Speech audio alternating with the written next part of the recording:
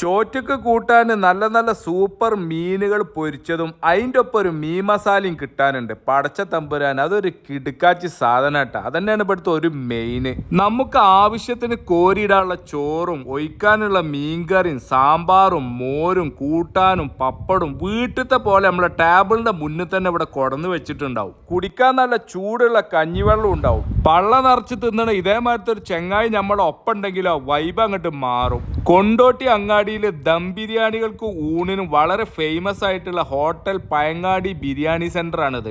കൊണ്ടോട്ടിയിലെ നമ്മളെ കാളിയാരകം പള്ളി ഉണ്ടല്ലോ, അതിന്റെ നേരെ മുന്നിൽ നമ്മളെ സ്വന്തം മുത്തൂന്റെ ഹോട്ടലാണ്. മുത്തൂന്റെ ഹോട്ടലിലെ മീൻ മസാലയും മീനും ദം ബിരിയാണിയും ചോറൊക്കെ തിന്ന ആളുകൾ ഒന്ന് അഭിപ്രായം പറഞ്ഞോളിട്ടോ, സംഗതി പൊളിയാണ്.